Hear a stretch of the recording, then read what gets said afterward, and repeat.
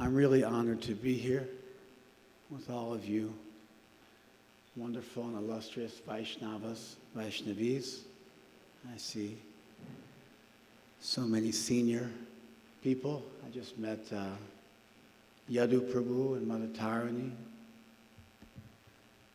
Been devotees longer than I've been alive. They've been living here almost as long as I've been alive. And so I also have some of my teachers are here. You can't hear me? Yeah, I know. I'm trying to dial it down, Marge. I'm trying to do the sadhu thing. I'm trying to do the sadhu profile thing. Anyway, I'm not super attached to PowerPoint. I don't even need a mic, as Maharaj just mentioned. So I've got something that I'll do with the PowerPoint because they managed to get half my presentation, but I'll just do the rest. I'll just do the rest. Use it as notes for my computer.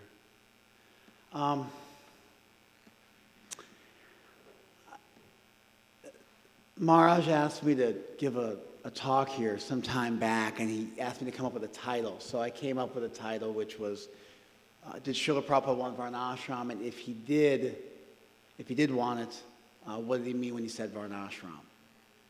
And so as I started preparing, things took on a little bit of a different, just a little bit of a different spin. And so the title I had up here on my screen was Using Hermeneutics to Understand Srila Prabhupada's Varied Statements on Varnashram Dharma. So just to gauge everybody's kind of, I don't know most of you. Who's familiar with the term hermeneutics? Raise your hand if you know hermeneutics. All right. Hermeneutics is the formal study of how to interpret a text. Now there's the actual interpretation of a text, which is called exegetics. And so these two things work together. And this is also part of our tradition. It goes under the name Mimamsa, which you guys must be familiar with. Who's heard of Mimamsa? Raise your hand. All right, there we go. Why don't we go with Mimamsa? We are part of the Vedanta tradition, also known as Uttara Mimamsa. Mimamsa means examining. And so Mimamsakas were examiners of sacred texts. So many of the things that we learn in our tradition come from Mimamsa. Jiva Goswami uses it liberally in Tattva Sandarbha. Chaitanya Mahaprabhu himself, you know when Mahaprabhu was arguing with the Prakashananda Saraswati, and he told him that he's not taking the Mukhya Britti of that verse from the Upanishads, Om Purnamada Purnamidam, and he was taking the Gona Vritti, and he critiques him for taking an indirect meaning instead of a direct meaning. That's straight Mimamsa. They came up with a bunch of rules for how you read the Veda. And so the Mimamsakas, they read the Samhitas and Brahmanas primarily, and they interpreted them. But the rules they came up with were used by Vedanta, which interpreted the Upanishads. So in many ways, we're the same school. We're a school of textual hermeneutics that looks very closely at what the meaning of something is.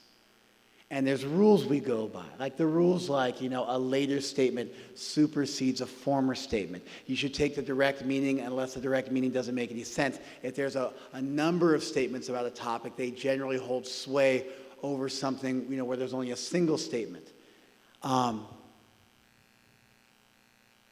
Even pratyaksha, anuman, and shabda, that comes from Mimamsa.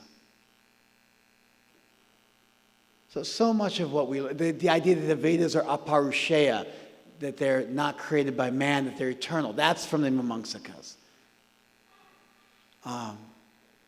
Anyway, sometimes you get a fairly simple topic, like, should you chant 16 rounds a day?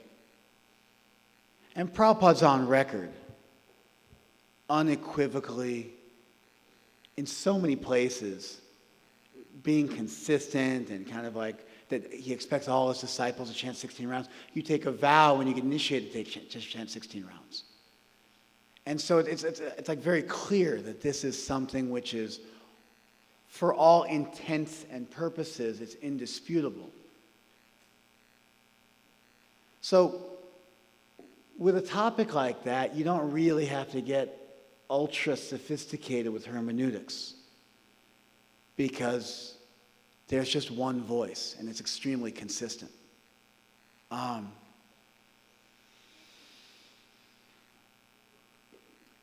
You can even just by going to the 4 regulative principles, things get a little dicier. Is chocolate a breach of the regulative principle, no intoxication?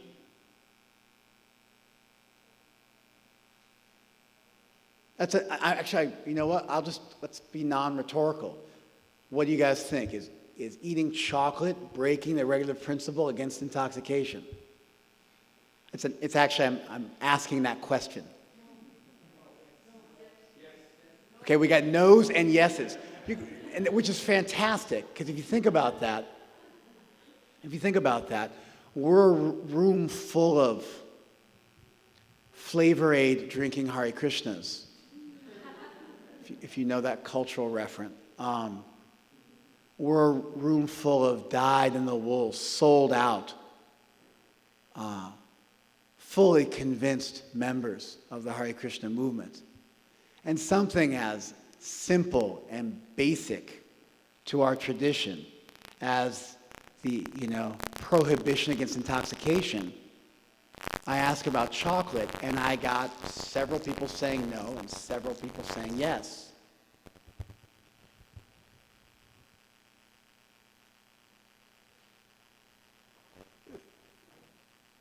That's quite astounding.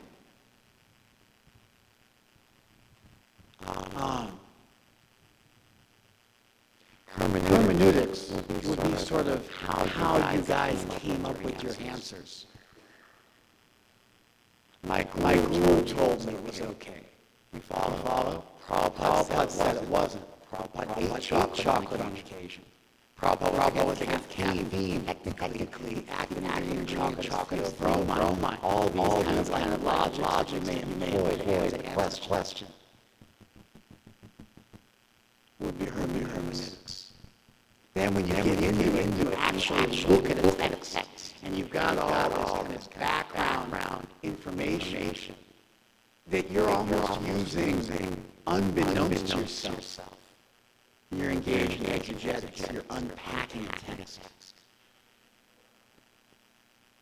It's a very simple explanation.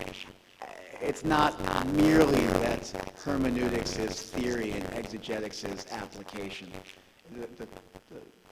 Just a proper description of these terms is a little more involved.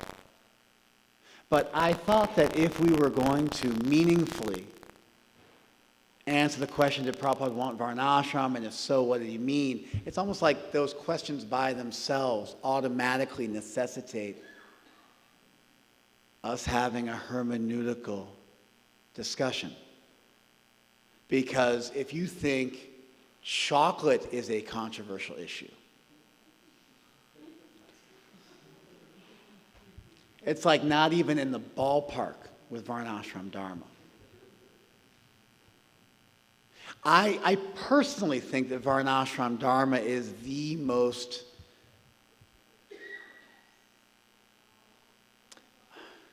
paradoxical topic in the Hare Krishna movement today. Paradoxical in the sense that Prabhupada made statements, like extreme statements, and I collected a ton of them for you guys. But he made I'll just, we can just start. I did want to actually define the term Varna, Ashram, and Dharma. That Varna comes from Ver, Datu. We say Vri, but it's actually incorrect. It's Ver. When you use R as a vowel, it's Ver, Datu, and Dur, Datu for Dharma. Dharma is what holds you up and makes you who you are. It's the aspect or function of yourself that carries your existence. Like Girivara Dari, Krishna who lifted Govardhan Hill, Dari is from the same Dur, Datu. And then Varna comes from Ver, which means to color, to paint. Actually, if you look at Varna, the way it occurs in the oldest Vedic texts, it does not refer specifically to our Varnas exclusively. It has a much more variegated meaning. Actually, Varna is also used to describe things. Varna Yati, also you're describing things. And then ashram. Ashram comes from shram. Like shrama eva hi kevalam, hard work, or the shraman movement, which is kind of like a subversive movement to the Vedic Brahmanas, the Shramans and the Avaduts and the Kaishans, kind of wild-haired, crazy behaved sadhus on the fringes of Vedic society. The Shramans were another group. Shram means hard work, labor, exertion. And so ashram is a place where you go to take rest from hard work. It's a home. Okay, so I did that. I gave a little I had a whole thing, but we won't do it. I'm sorry? Ver. Even Indian pundits, they say vri. But vri is actually R being a semi-vowel and I is the verb. And so when you see R existing as a vowel, it's pronounced like earth. We actually do this in English. We just don't admit it. But earth and dirt, that's a vowel. Re, the I is the vowel, and the R is a semi-vowel. Y, L, V, and R, semi-vowels.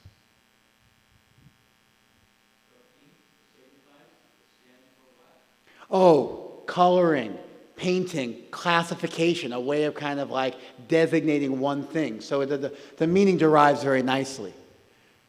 But like Varna Chitra is like, colored paintings, painting with colors. Which fits actually nice with the Varnas because sometimes the Varnas are described as red, white, yellow, and black. That's an old description of the Varnas too. The Brahmanas are white, the Shudras are black. That definitely doesn't play well in an egalitarian society. Of course, Krishna's black, so there you go. We're doing okay. That's a primary meaning of Krishna. Primary meaning of Krishna is black. It's not a secondary meaning. It's a primary dictionary definition of Krishna.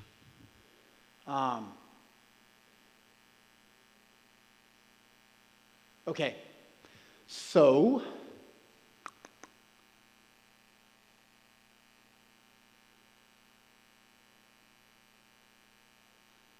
here's Prabhupada on December 30th, 1968. And I don't like to read lots of texts, but the only way to do hermeneutics is to kind of get into text and start to discuss how you would go about unpacking them. So it's just what I'm going to do.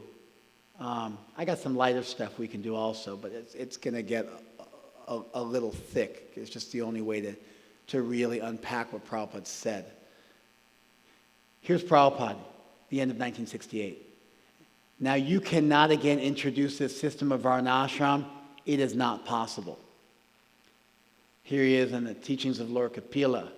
Although we may try to revive the perfect Varnashram system, it's not possible in this age. And this is just a sample. I've got a dozen or so statements with this weight behind them. With this kind of weight behind them. And here's Prabhupada again. Therefore, Varnashram is required, so Varnashram should be introduced all over the world. Again, then we have to introduce this Varnashram Dharma. It must be done perfectly, and it is possible.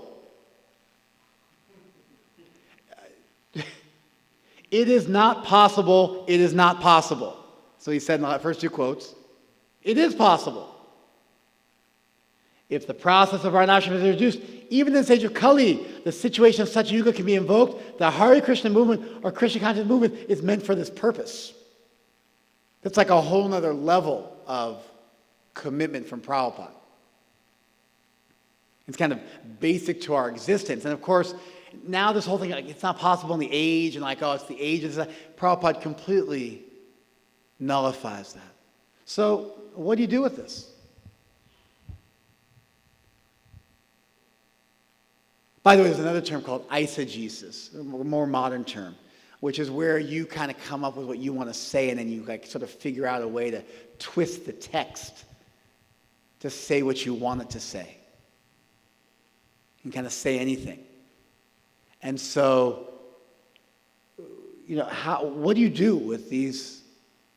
And Prabhupada's not kind of offering a nuanced vision. By the way, Krishna does this too. Krishna says in the Gita, he says, Matstani sarva bhutani, all beings are in me. And then the next line out of Krishna's mouth is, Nacha matstani sarva bhutani, and also they are not in me. He directly contradicts himself in the 9th chapter of the Gita.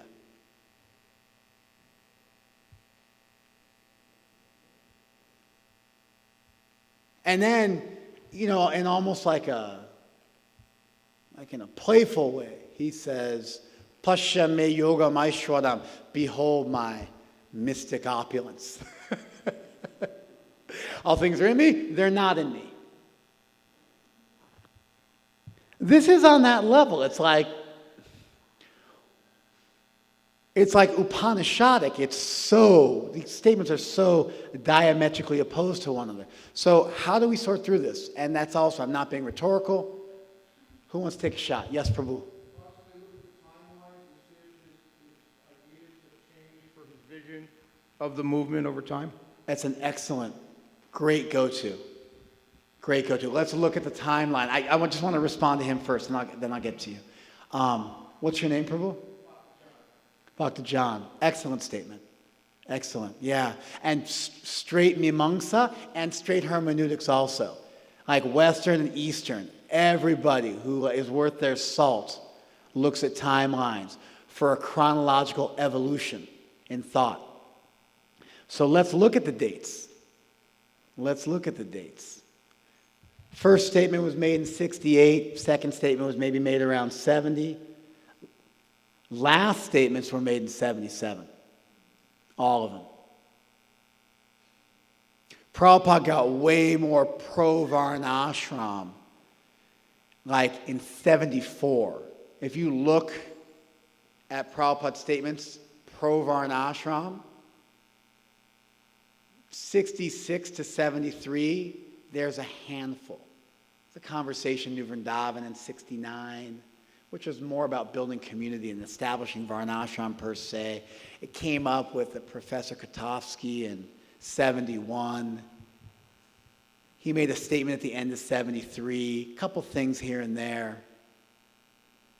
But starting in 74, Prabhupada began ramping up, and his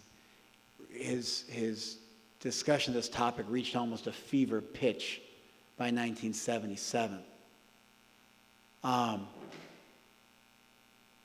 So yeah, that's an excellent way to go about looking at these statements, and I think a lot of light is shown on the topic. However, and I'm going to attempt to problematize whatever anybody says, just because that's my understanding of my Dharma as a lecturer. So I think what you said was excellent.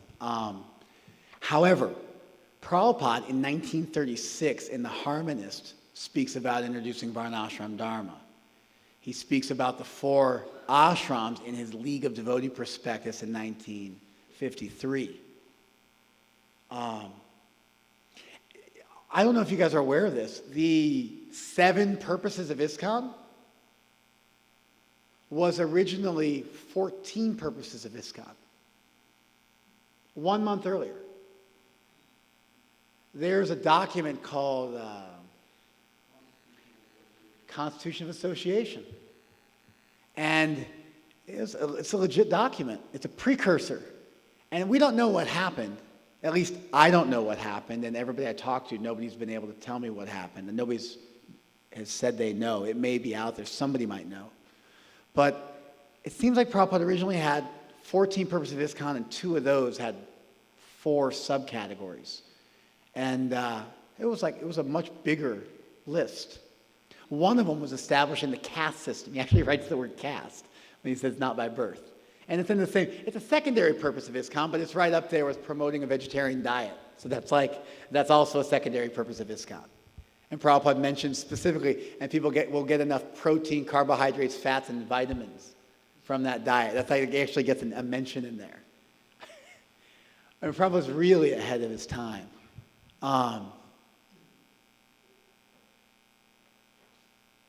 So the statements that it's not possible to establish Varnashram were made around the same time Prabhupada said that one of the purposes of ISKCON was to establish Varnashram.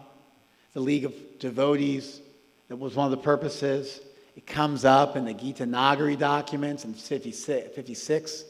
It comes up even a little bit in the Vaishishastakam that he wrote as an offering to Bhaktisiddhanta Saraswati in 61, and he was even publishing it during Bhaktisiddhanta Saraswati Thakur's time in the Harmonist, in English. So the idea that you can completely explain what Prabhupada was doing with the chronology, it would depend on Prabhupada thinking no Varnashram and then thinking Varnashram. But before and during that time when he said no Varnashram, he was also saying it was one of his purposes. Did you guys follow that? It looks better on the screen. I'm doing my best. Did you guys follow that? So therefore, I don't think that the chronology itself is sufficient to unpack what Prabhupada says. And just because I've attempted to rebut what you said, you should have a chance to respond. And about Srila Prabhu, yes. I'm thinking possibly he had originally this idea for Varnashram.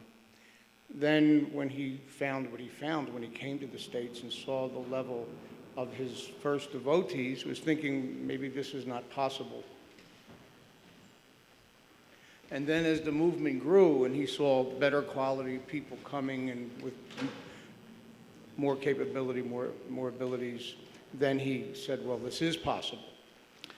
So I heard everything you said, and I understood place it. and circumstance of his decision. I'm going to press pause with you, and I'm going to address what you said later on. Thank you, though. I mean, you're well-spoken and articulate and intelligent, and I think you made a nice rejoinder to what I said.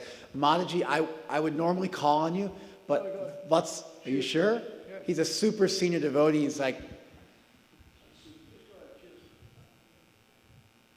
and so he raised his hand, I got to stop and give him the mic. But yes, he's given permission. So yeah, let's have Mataji speak. By the way, just before she speaks, so here's where we're at. We've got these paradoxical statements that are almost diametrically opposed. One thing is let's go earlier and later, but it doesn't work because Prabhupada was all over the map for his entire career in the States and for decades beforehand. And so that by itself isn't going to be enough. One possible explanation is we got more qualified or better class of people came. But what's on the table is how can we reconcile these extremely difficult to reconcile statements? Yes. So according to the chronological dates, he's given reasons with each one. So that's a very simple one, see? For each one, he gives reason. First, he said, when we don't need Varnashram because we are Vaishnavas. He gives that reason. We are Vaishnavas, don't need that. The second reason, the second time, he says, Yes, we are Vaishnavas. Humanity is in chaos. That was his that was his words. I couldn't hear you. Humanity is in chaos. We are Vaishnavas. Chaos. How do you say? Chaos. How do you say it? You get it? Okay. So humanity is in chaos. We are Vaishnavas. We don't need it. So the point I'm trying to make is Srila Prabhupada gave reasons each time. Then the third time when he says, the last time, 77, he says, the reason is, why so much fall down? Vaishnava is not so easy. See? So each time he gives reasons, and that's how I'm saying we can reconcile, because obviously the whole purpose is for Lord Chaitanya's movement of Harinam Sankirtan, and it's an elevator method to go back to Godhead, which he's fully convinced, and his idea in the early years, you can see that he wants us all to go back to Godhead. That's why he was just focusing on that. And in Bhagavatam also, constantly, that is the main point. But then, why so much fall down? So now we have to give a subsidiary principle. Thank you. Thank you. We got some more hands going up. Okay. We got Vatsal Prabhu first? Yeah. Okay, sure. By the way, because I want to respond to each person, I think that what you said was very nice. One of the main things you do when trying to understand a statement is you look for context. Bhaktivinoda Thakur made a point. He says, if you show me a statement that supports impersonalism in the Shastra, I will show you within a few verses before or after a statement which qualifies it. And so this is kind of a standard thing which is done by anybody who deeply studies a subject, which is looking at the context. Without going into too much detail, because we got a lot of hands up, in the same way that I critiqued Bhakta John's initial statement by showing that Prabhupada was saying a wide variety of things all throughout his career, I would also say that Prabhupada's criticism of why Varnasrama was impossible to establish was not merely based on the fact that we were Vaishnavas.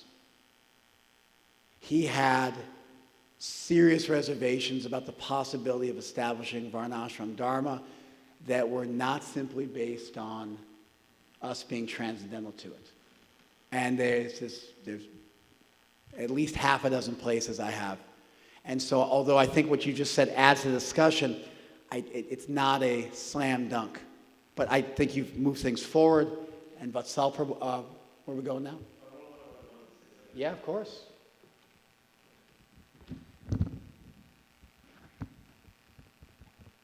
Your procedure is going to not allow you to complete your topic. I don't know if you're going to be able to respond so lucidly. I didn't hear the last sentence came from you. I don't feel that you'll be able to complete your topic if you respond to each person so lucidly. Okay. Shorter. Yes, Marsh. Cut us off and not necessarily respond.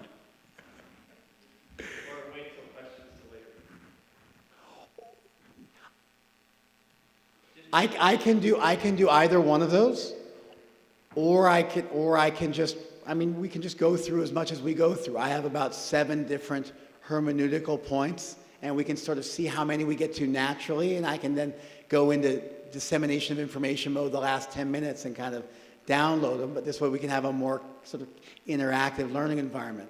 I'm open to, I'm not attached to finishing my presentation. I don't have to do this one.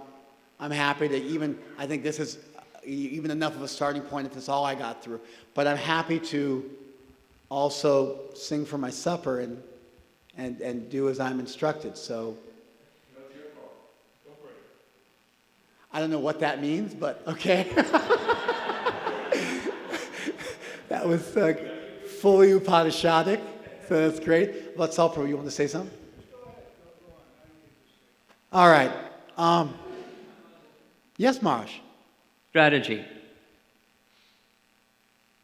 Why did Prabhupada do this and then do that? Strategy. He was being strategic. Yes. Meaning, the beginning, similar to what Mataji said. In the beginning, establish Bhagavad Dharma.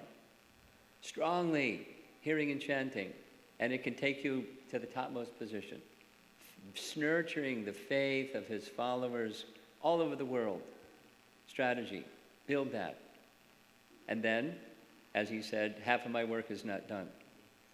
And it's something similar to what Vatsal Prabhu said this morning, expanding the circle of who we're relatable to. And, as Mataji said, why are they falling down? They're not chanting their rounds, they're not performing their Gayatri. They're not doing the Bhagavad Dharma. So they need a safety net. Doesn't diminish the Bhagavad Dharma, it just expands the circle strategically. Thank you, Marsh. Thank you. Well spoken.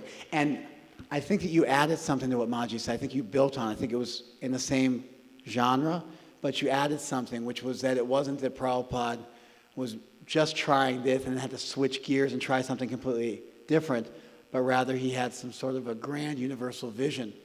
And he, in an almost like military-esque fashion, gained certain strongholds in establishing core elements of Krishna consciousness before filling in some of the supportive structure. He did it in other regards, temples and then congregations surrounding the temple. He was strategic. He was our general. He knew where the army was going before we even had an army. Yes. Yes, I'm agreeing with you, Marsh. I'm agreeing with you. Vishnu Jam Maharaj, by the way, Vishnu Jam Maharaj made the point while discussing Varnasrama with Srila Prabhupada. He said, just like when we open a temple, first we go and get a storefront, and then gradually we get a temple, and then eventually we get land and cows and a farm. And Prabhupada said yes. And so he appreciated this idea that we start with something smaller and then develop it. And Varnashram, in that instance, from what Vishnu Jan Swami had said, was the next step. So yeah, that would support what you were saying as well. Yes, Prabhu. He had different definitions. He used the same word to mean different things at different times, different contexts. So perhaps in the first example that you gave, the Varnashram he speaks of seems to be, from my looking at it, is more traditional Varnashram, more of the type of Varnashram that existed in earlier times. Whereas as he progressed in his own thinking, he began to see a vision of Varnashram that was possible, but it was different from the one that he speaks of in the earlier position. Well said. Well said, Pancharatna Prabhu. Really nice. Yeah, so, in Vedanta, there are three types of difference that are generally listed by Shankar and Ramanuja when they're debating on sort of the nature of Brahman. And so one of them is Sajatiya, and then there's Vijatiya, and then there's Swagat. And so distinctions between form and essence, between the best part of something and superfluous elements of it, is a kind of or even like within, everything is Krishna in one sense, but Krishna is an unlimitedly variegated being, and we're part of that. And so there's a real distinction between parts of that whole. In some ways, what you just invoked was that. And so I think it's a really nice contribution, something that no one said so far. So thank you very much for that. It moves things forward. Is that Abhiram Prabhu?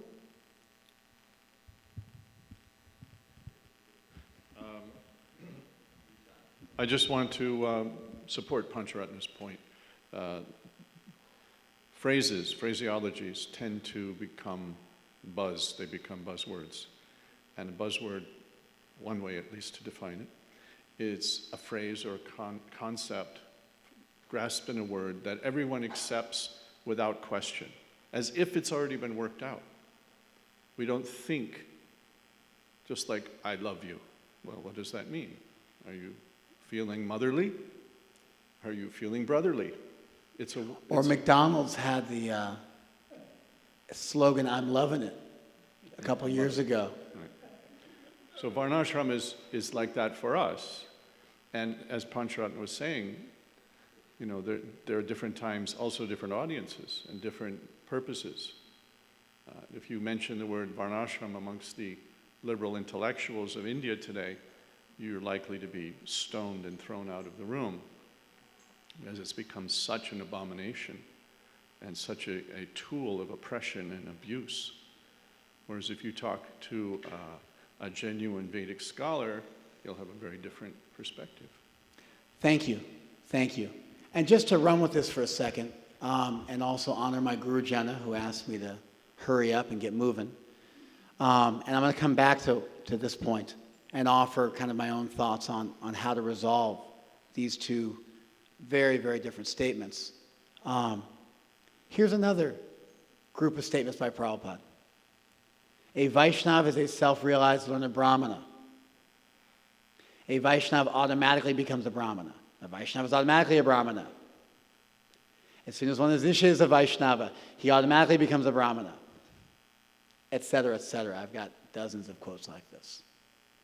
And then here's some more quotes. Why are you, not that a Shudra man is forced to become a Brahmana. Even if he remains a Shudra and does accordingly, he'll get the same position as devotee.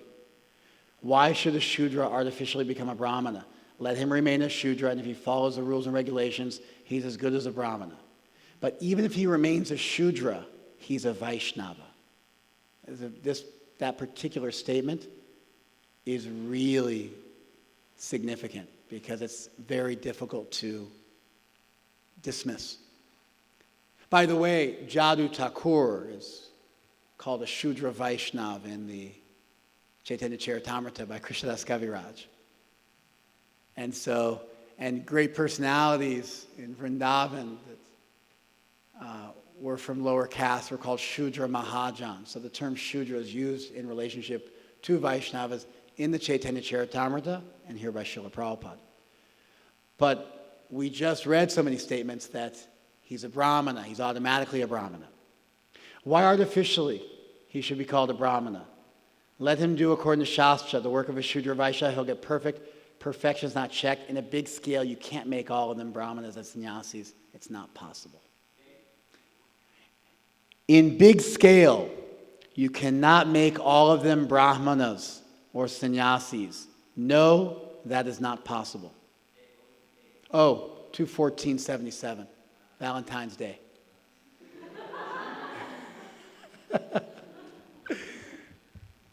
So, you have here some really strong statements, kind of like opposite statements. And I think the simple resolution is that the term Brahmana has two different meanings. So what is it? Brahma Janatiti Brahmanaha. So one is a Brahmana if he knows Brahman.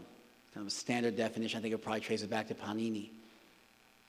And so if one knows Brahman, he's a Brahmana.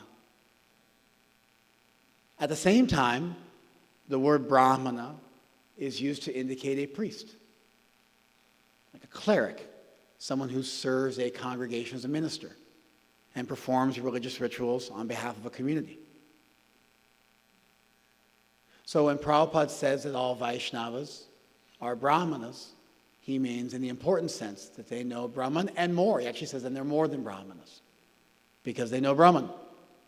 But it's not that every Vaishnava who comes, especially on a large scale, is necessarily going to become a priest, even if they get initiated. How many of you serve as temple priests? Like how many of you perform the function of a cleric for a congregation, of a clergyman for a clergywoman for a congregation? But many of us are probably initiated. We may have jobs outside doing this or that.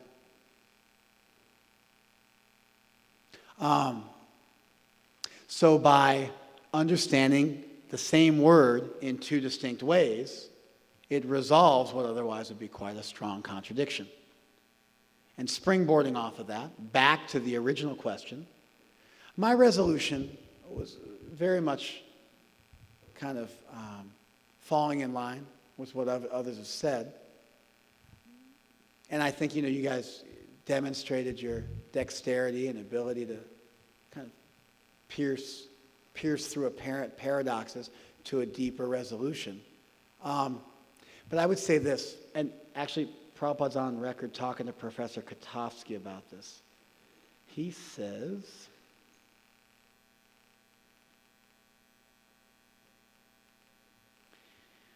our point is we're not going to bring back the old type of Hindu society. It's not that. This is in 1971. It's not that. Professor Katofsky, it's impossible. Prabhupada, it's impossible. Our idea is that the best ideas from the original idea. See, Varna Ashram, I mean, I don't know how familiar you guys are with kind of class systems, but there were the three estates of the Middle Ages. There was the papacy and the priests at the top. This is what led Diderot say he wouldn't be happy until the last priest was strangled, or the last king was strangled with the entrails of the last priest. They were the two primary estates. There was the priest, there was the kings, and then there was everybody else. And the merchants and peasants got lumped together, which of course upsets merchants who have their own class. Actually, Plato did more or less the same thing in the Republic 2,500 years ago, not too long after the time of the Buddha. Actually, Buddha has a chapter in the Dhammapada. The last chapter in the Dhammapada is who is a Brahmana. Even he was kind of co-opting this language and using it to spread his mission and give his message. But anyway, the idea of class systems is sort of as old as time, and Prabhupada made this point. Our system of Varnashram Dharma is given by Krishna, so Prabhupada wasn't really so quick to dismiss it because it had a divine origin. He was very strong on accepting Shastra and teaching us to accept Shastra. At the same time, he did not want to reinstitute the old system,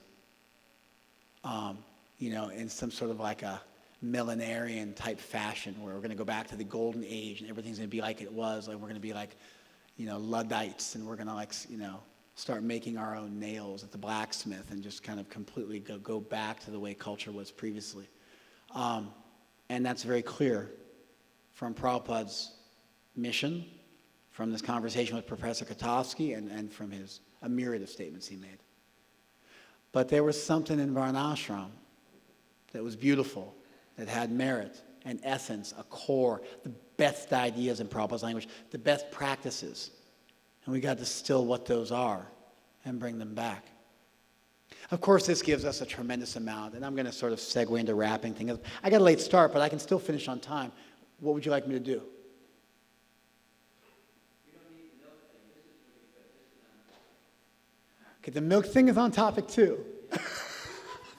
But and this is my pet project, but I can just do this. We'll keep going with this and we'll see where we go. I'm not attached.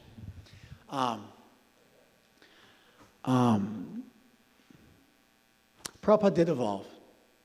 Prabhupada did evolve. And I'm going to run for a minute with this. Actually, we have a very heavy critique of Varnashram in the Ramananda Samvad, Sadhana Sadhya Tattva.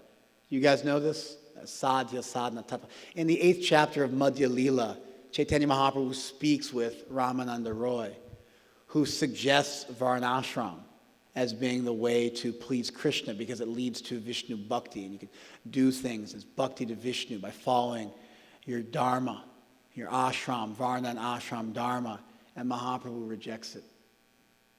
And he says it's external, and he asks him for more. Of course, he rejects everything up until you get to Manjari Bhav and Manjari Seva. At a certain point, he actually says there's nothing in the Shastra. I have a poem I wrote, and that's where he ultimately has to go to his own poetry, his own Rasik poetry, using the rules of Sanskrit dramaturgy to express the narration of the possibilities of love between the soul and God. But the first thing to get thrown by the wayside is Varnashram Dharma. And Prabhupada comments that Sarva Dharmam Priyaja is a rejection of Varnashram, so it's there in the Gita as well. It's there in the Gita as well. And the Kaitava Dharma that's Prayujita, Prabhupada also mentions that's Varnashram Dharma. I've got the quotes. I'm going to try and move a little faster now. Did you follow this? Varnashram is the Kaitava Dharma, the cheating religion, which is rejected in the Bhagavatam in the 2nd verse, according to Srila Prabhupada. All right. You're the one who told me to roll, Maharaj. and now I'm trying to gain some momentum, and I'm getting like proof texted. And that's normally why I proceed slowly and meticulously, so I don't get jammed up like this when I'm trying to gain momentum. But I'm okay. We can do it.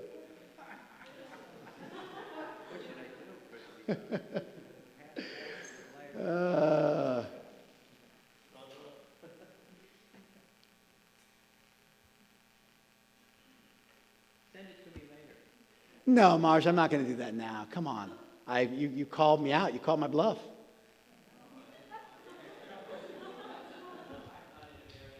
Dharma is duty. This is Conversation 21275. You want me to read it to you? I'm going to read it to you anyway. Dharma is duty. Varnashram dharma, that is also given up. That means the only duty becomes to Krishna consciousness. He said, Sarva Dharmam Priyaja. In the beginning, he said, I appear to reestablish the principle of religion.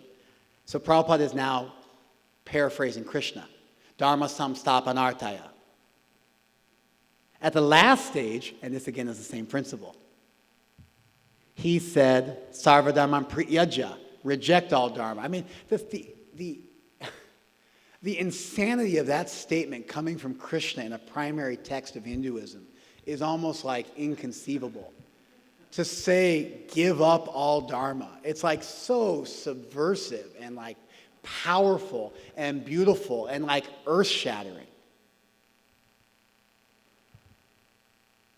That means the so-called dharmas, or religion, which is going on in the world, they're not real. And the Bhagavatam therefore says, dharma prayujita kaita bo atra. So it's all there in one statement.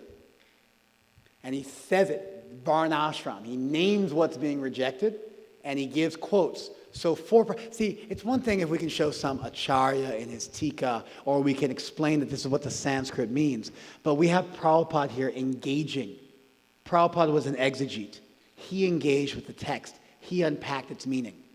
And we have him here on record giving us his understanding. His critique of Varnashram was substantial. It was substantial. And it was following in the wake of Chaitanya Mahaprabhu and Ramananda Roy's conversation. We come from a long... It used to be that Brahmanas would take to Vaishnavism, take Diksha, become Babajis, and take off their Brahmin thread. That was the standard for centuries. To prove their transcendence, they would give up all those trappings. They didn't even take sannyas. They did bake dharan. They took a form of renunciation. I mean, even our Bhuta Shuddhi, which by the way is a Tantra agamic practice that you find all over Shaiva and Vaishnava literature, but our Bhuta Shuddhi that we say before we go on the altar. Naham Vipro Nachana Apatina Pina Vaishona Shudro, it's right there. The Kiba Vipra Kiba Nasi Shudra came in there. Why not a Shudra? That they can become guru also. These statements are so unbelievably subversive and they fly in the face of Varnashram Dharma. It's a core part of our tradition. Any serious conversation of Varnashram Dharma has to acknowledge that we are from a bhakti, agama, which is really a fancy way of saying tantra, form-breaking, Upanishadic, revelatory, ecstatic, savant, lover of Krishna tradition, where anything is possible by the grace of God. And the Bhagavatam is strong on these points. A dog eater can perform a yajna. I mean, you think about that. You think about that. This is what we mean when we say Krishnaika Sharanam, that there's one Swarup Lakshana, there's one fundamental characteristic of a Vaishnava, that you surrender to Krishna, and the other 25 are secondary. It's all over our literature, and any serious discussion of Varnashram Dharma can never deviate from this point.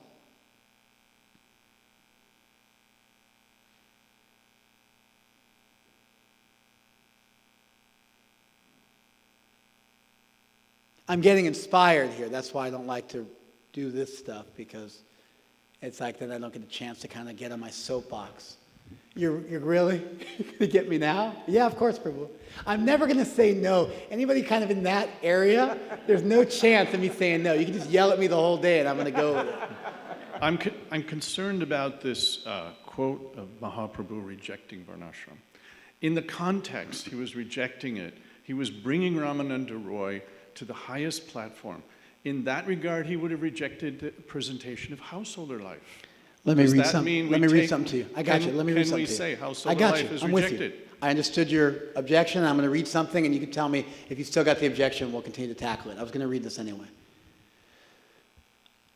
Varnashram has no relationship with pure devotional service, and it won't help you to transcendently serve Krishna. Thus, Lord Chaitanya rejected Ramananda Roy's proposal, because in the age of Kali, the Varnashram Dharma is so degraded, any attempt to restore it to its original position will be hopeless. He rejected Varnashram Dharma because it has no value in relation to pure devotional service. It has no value in relation to pure devotional service. The second more important consideration, so for Prabhupada somehow that was like that was like his opening gambit. That was like his opening objection. The second most important consideration is that even if Varnashram is observed strictly, it still cannot help one to rise to the highest plane of transcendental service to Godhead. Even if Varnashram is observed strictly, it still can't help you.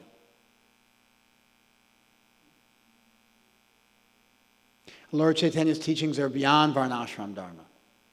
They're Bhagavat Dharma. They destroy all cheating processes of religion. There again, Varnashram Dharma is cheating religion. This is from In Search of the Ultimate Goal of Life, which is a manuscript Prabhupada wrote in 1959 based on the Ramananda Sambhava before he translated the teachings of Lord Chaitanya and then eventually the Chaitanya Charitamrita. It was a manuscript that was discovered at the Radha Damodar temple by Jagat Guru Swami, who later became Nrsimha Maharaj, and he published it some decades back. But it's an English manuscript of Srila Prabhupada. Here's Prabhupada in the intro to his original Jaladuta Bhagavatams. In the opinion of the Lord, the system of Varnashram is superficial only.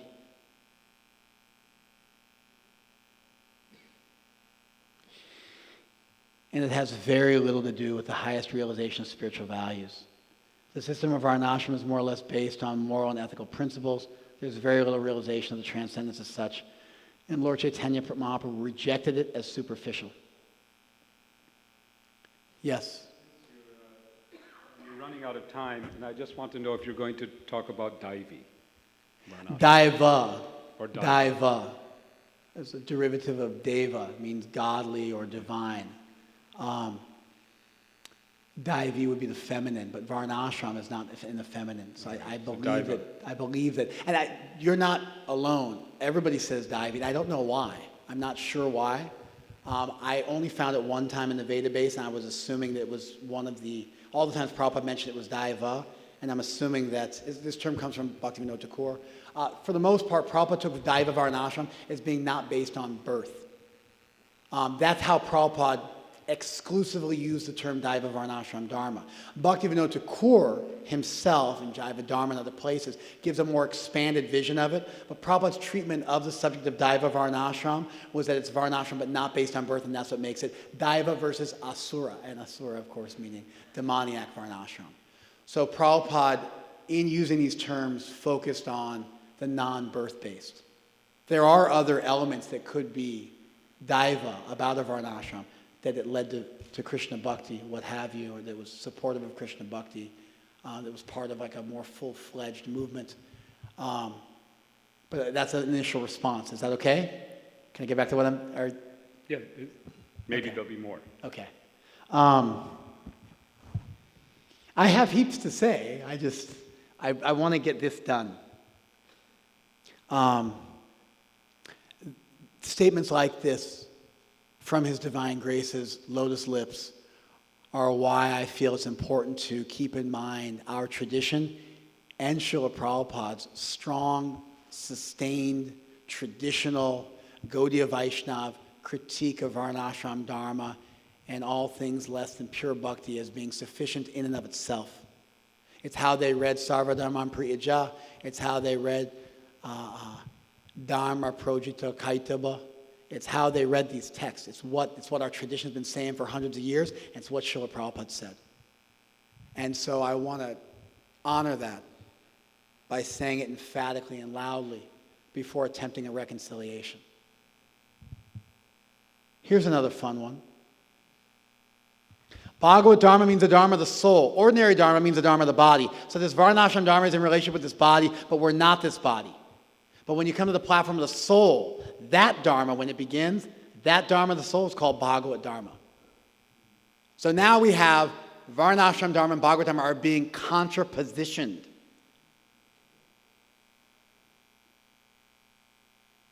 Here's another statement by Prabhupada. Around the same time, Bhagavad Dharma means living according to the instructions of the Supreme Personality of Godhead. Okay, so the Dharma that derives from Bhagavan is Bhagavat Dharma. So Bhagavat, which becomes Bhagavan, and then the Dharma, which is about that person, becomes Bhagavat Dharma. Bhagavat Dharma means living according to the instructions of the Supreme Personality of Godhead. Now, listen carefully. You don't want to miss this one. In Bhagavad Gita, we find the Supreme Lord has arranged human society in 4 social divisions. Therefore, Bhagavat Dharma means Varnashram Dharma. and just in case of the 4 social and 4 spiritual divisions, so here you have Prabhupada saying, I don't know if you missed that. I'm going to say it again. Prabhupada says, Bhagavad Dharma is about the soul. Varnashram Dharma is about the body. When you're done with that and you're ready for this, that's Bhagavad Dharma. Around the same time, he says, Bhagavad Dharma means Varnashram Dharma. How do you resolve that?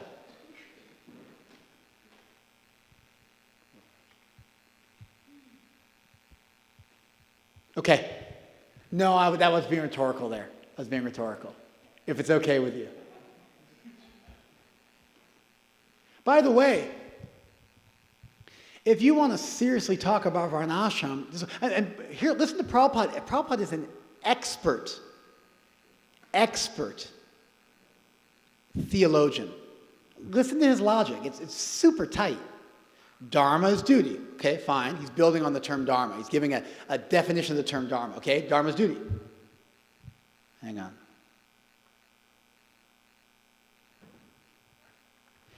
It means living according to the instructions of Bhagavan, of God. Okay, sure. Bhagavad Dharma means living according to the instructions of Bhagavat. Sure. In the Gita, we find, so now if we want to know what God's instructions to us are, in the Gita we find Varnashram Dharma. Therefore, Bhagavad Dharma, following God, means following Varnashram Dharma. Do you follow that? He's engaging with the text in a persuasive, well-reasoned way, as a Brahmana, Vaishnava, pure devotee who has an incredible command of the Shastra. So, we've got these statements, and here's an attempt to resolve them. Here's Prabhupada. Our position is different. And I almost don't think there's any way to say it better than this. I've got a whole paragraph here I'm going to read. And hopefully it'll answer almost all the questions that I've tried to raise so that the answer will make sense.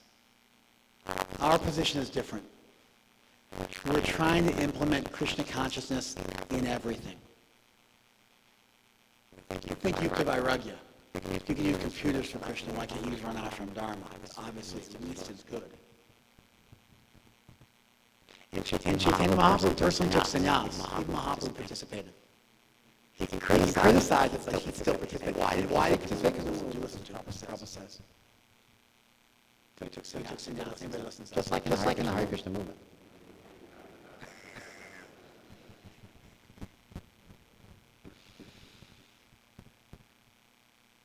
He rejected the material kinchana. Kinchana means something. This kinchana means not something. Nothing.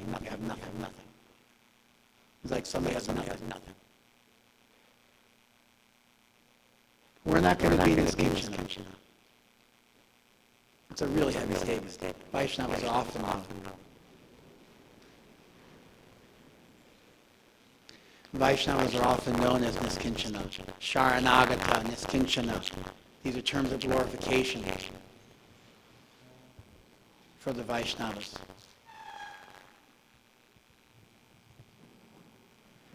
We're not going to be Niskinchana. We're trying to cement the troubled position of the, and Prabhupada's voice trails off, the conversation breaks. That is also the prescription of Gita. We're not rejecting the whole society. Mahaprabhu rejected everything. He was simply interested in the internal, the spiritual. But our duty is that we shall arrange the external affairs so nicely that one day they'll come to the spiritual platform very easily, paving the way. Chaitanya Mahaprabhu, personality like that, they have nothing to do with the material world. But we are preaching. We are preaching. Therefore, we must pave the situation in such a way that gradually they'll be promoted to the spiritual plane. Jiva Goswami says he wants the association of sadharan Mahatmas, ordinary Mahatmas, because the great Uttam Bhagavats don't preach to you because everything's perfect already. Jiva Goswami says that the sadharan Mahatma will correct you and chastise you when you make a mistake because he comes to the Madhyam Bhagavat platform. Therefore, he's our best friend because he can instruct us. And so Prabhupada's making a point like this. We are preaching. We must pave the situation in such a way that gradually they'll be promoted to the spiritual plane. It's very difficult to introduce Varnasrama. But at least there must be some idea. Just like in the university, no one's going to study higher mathematics, higher English literature. No one goes even in your country. The classes are almost vacant. But still the government does not close it. The expenditure is high, but there's no student, no income. Prabhupada's almost making the point here that we have to leave no stone unturned and we have to do something to help suffering humanity. And his exploration of Varnashram Dharma was an attempt by him to kind of leave no stone unturned in his attempt to give people some engagement, to bring people to Krishna consciousness. He did not forget the standard Vaishnava critiques of Varnashram. They were still in place. But this core of compassion was at the heart of his forays into Varnashram Dharma. And this whole thing of the expense might be high. Varnashram kind of has it's like your Varna is determined by your vritti, by what you do for work. If you get a paycheck, you're a Shudra. It's like you have to be in business for yourself, otherwise you're a Shudra. The security of getting a paycheck means you're a Shudra, for Prabhupada. And so, Varnashram Dharma itself has its own vritti. It depends on an agrarian society. Otherwise, it becomes something of a luxury item, like deity worship is a luxury item. We value this, and so we spend thousands of dollars every month doing it. And we all support the devotees who do it, and we make an economy for deity worship where deity worship makes sense financially. But it's not that they're producing something. You follow? They're not engaged in some kind of Marxian, means of production. They're worshiping the deity, and we value it. So we patronize it, and we subsidize it, and we make it viable. Varnashram Dharma in the beginning is going to be like that too. Taking care of cows is kind of like taking care of a deity and a dog. It's kind of right in between those two things. It's like a living thing. It's not quite as easy as taking care of a dog. I had a dog when I was a kid growing up, so I know how much work goes into that. Taking care of cows is more work than that. It's kind of like a deity, but it's not quite as laborious as a deity either. And so we do all sorts of stuff. We put in time doing things. Varnashram is important if we have faith in Prabhupada's vision. Listen to this one. Here's Prabhupada again. This was spoken by Prahlad Maharaj to Nrsingadev. He's quoting, "My concern is only for the fools and rascals who are making elaborate plans for material happiness. I'm simply concerned with love for them," end quote. Business has become like Prahlad Maharaj. We can chant anywhere. That's all right. Krishna will provide everything. We have no business to do. But we have to take them because we are sympathizer.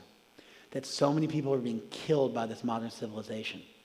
They had the opportunity to be Krishna conscious, but by the setup of this rascal civilization, they're being killed spiritually. Therefore, we have to take it.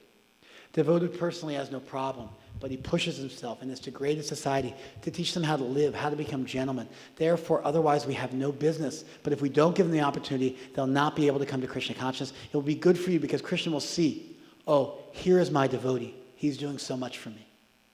Your service will be recognized by Krishna. Don't think that because you're teaching a Shudra how to work like this, you've become a Shudra. You're not Shudras. Any circumstances, even though you teach a Shudra how to work like a Shudra, don't misunderstand. Clearly understand what is the purpose. Is there a doubt or is it clear? That's on the Varnashram College Walk on March 14th, 1974. Srila Prabhupada came to the West and he engaged us in the core practices of Krishna consciousness, which are universally accepted by our tradition and have been promoted as being sufficient. He was really disappointed when we fell down. He stopped marriages. According to Rabindranath Prabhu, we stopped marriages for 1 year in ISKCON. Wouldn't allow Rabindranath Prabhu to authorize any marriages for an entire year because he was so disgusted by the fact that his Western disciples were getting divorced. In the beginning, to be a leader, you had to get married. Rabindranath Prabhu said this. I'm quoted from somebody who was there at the time. If you want to become a manager in ISKCON and you want to be a brahmachari, you'd say, oh, like Bhaktisiddhanta, they'd say, you think you could be a brahmachari like Bhaktisiddhanta? You have to get married, take a position in society. Prabhupada said in 1971 in Mumbai, my Guru Maharaj made sannyasis and couldn't conquer London, but I've conquered London with 3 grihastha couples. Therefore, he made sannyasis, I'm making grihasthas. But then people were cheating on their wives and husbands and like making a mockery out of it. And for an Indian, getting divorced is like almost like eating meat or something like that. It was like the divorce rate in India today is 1%. Back then it was like, I doubt Prabhupada knew one single person who was divorced his entire life. I mean, I went to India for the first time in 90. It's changed so much in 25 years. I walked, all around India by foot. It's changed so much. 25 years I've been going there. What to speak of when Prabhupada was there in the 20s and 30s and 40s. He stopped all marriages, and it was the brahmachari sannyasi time. And then even that had problems. They had to kind of like navigate that in 75 in Mayapur.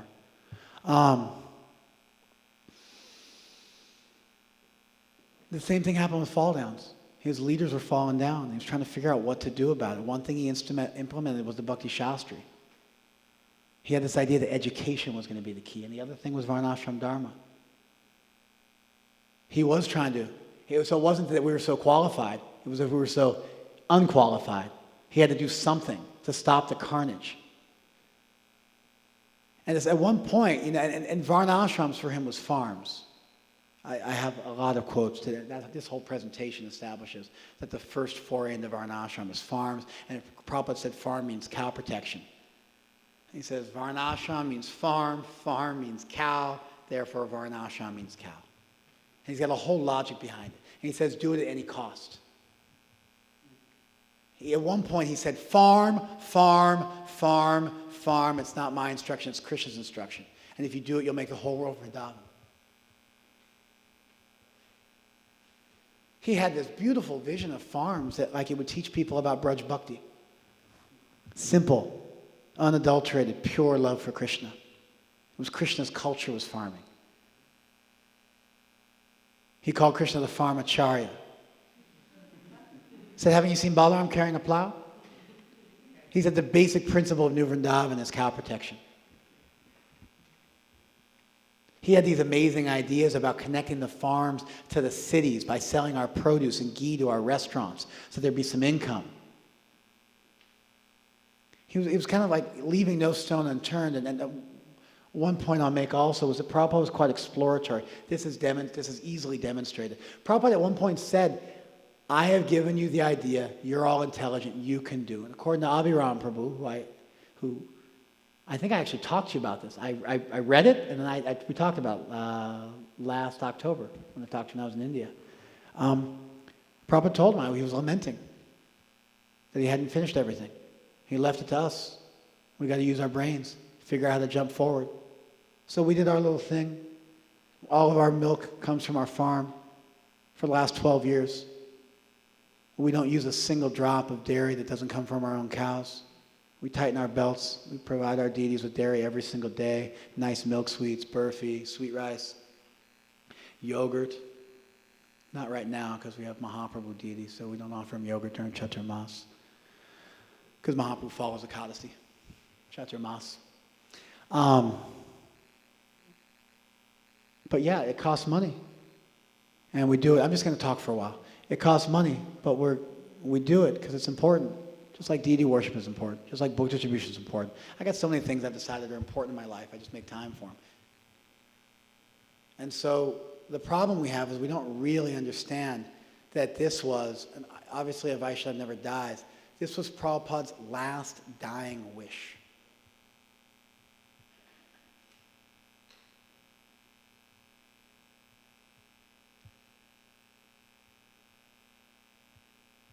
And so if we don't do it, who's going to do it?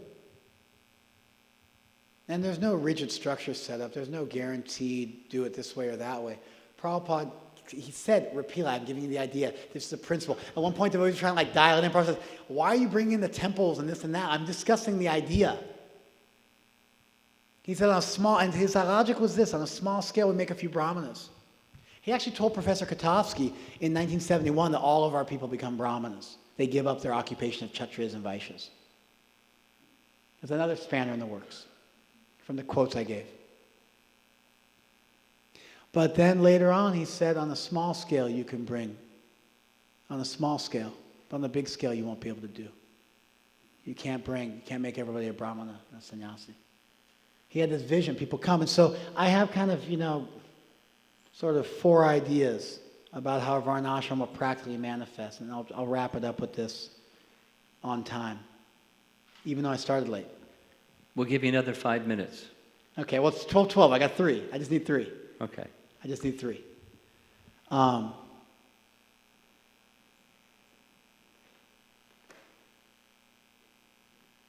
one hand, ISKCON is a church. It's a religious organization, a collection of churches. We have congregations, we minister to them, and we become brahmanas so we can be clergy and we guide people in their lives. And if you look at most people's experience of ISKCON, that's what it is. You have your local temple, you go, maybe you become clergy yourself, or you go on Sundays or during the week, you do service, you give charity, and it occupies the same place in your life that, churches used to occupy for pious people in the U.S. before everybody got impious in the postmodern period. And in that sense, we become brahmanas, and then we minister to people, and we help them with their lives. We do samskars for them. We guide them. That's one level of Varnashram. And it's real. It's a big chunk of what we do. Another one is we do a mini Varnashram in the temple. And Prabhupada was super clear about this, that we were supposed to do this in the temple with the devotees. And that can be really easy. You see if somebody's a manager, let him manage. You see somebody who's a pujari, let him be a pujari. You see a good preacher, let him preach. You see somebody who can figure it out. And get a restaurant so you got some people who can work who can't do anything. You know what I mean? You figure it out. And you kind of have employment opportunities for people. So they can come and we can give them stuff to do. So they don't have to come, hang out for a couple years, and then go back out into the cruel world to make their way and just come on Sundays. That's another level. It's like a mini Varnashram. And it can be real simple. Or it can get more elaborate. On a farm, we can do a much more full exploration of it. Prabhupada was so happy when he heard they had a village council that decided disputes between devotees in New Vrindavan in 1969. And Prabhupada was like, this is very nice. He wanted that kind of village culture. And you can only really do that in an agrarian setting. You see, and even in this country, in its very, very small, unincorporated areas, they have this kind of stuff. They have a name for them in Pennsylvania, too. I'm trying to remember the name of it. Anyway, they have a name for these. They're not a city, but they're not unincorporated. They're kind of in between. Another level is he wanted us to become a head for society. He talked about headless society. We want to make brahmanas. So we go out in the world and influence heads of state. We don't necessarily have to reorganize the system, but we can go and influence big people like George Harrison and Nelson Mandela, or whoever it might be, who's got some prominence. And in that way, we're acting as brahmanas, but on a much larger scale. And that's us becoming a head of society. And at the final level, he was hoping that we would set an example and that society might even reorganize itself a little bit. And that was kind of like Prabhupada's bluest sky thinking. And so we've already got the temple thing down. We've already got the temple thing. We've got to figure out a way to keep membership coming in and stay relevant in whatever culture or country we happen to find ourselves in. To some extent, like Russia and China, really what happened was when some of the communist elements of that government fell down, the secret police were really the ones who took over and became the new oligarchs. And we find that Krishna consciousness is flourishing like anything in these countries. It's almost like a reverse. It's like the popes fell down, then the feudal kings came up, then the bourgeois and the capitalists, and then finally the serfs and the communists. And that's working its way back up to capitalism and back up to where the Kshatriyas are taking control again. And we find that we can get patronage from them, and we don't threaten them too much, and we don't try and become too political. We can thrive in those countries, kind of on their way back up the Varnasrama ladder. But anyway, our churches are there. Our temples are there. They seem fairly well established. The mini Varnashram thing, even at a local temple level, we still need to work on. The farm thing is where we really need to focus. And if we want to be able to influence society and take over the world, at least we can set some kind of small-scale example. And so for me, it's real simple. Just stop drinking milk that comes from slaughtered animals because it's indefensible. And buy milk from Gita Nagari. Buy milk from Gita Nagari. They'll ship to you all over the world. Or get yourself a cow. If you get a cow, you have to get land. You have to put some resources into it and spend some money. But we all spend money on stuff anyway. So spend some money on this. Protecting cows forces you to get land. You know, now you have land, you got a garden. Bhumi, when Bhumi appeared in front of Parikshit Maharaj, it was in the form of a cow. This connection between the cow and the land is almost mystical. Just commit. I'm in Laguna Beach. It's like the swankiest place in the U.S. We got a farm. All our milk comes from our cows. We're the first temple on the planet that went completely ahimsa. Even Mayapur and Vrindavan hadn't done it. Budapest came after us. It's not that big of a deal. You can do it. And then the least you can, we'll finish with this. This is my call to action.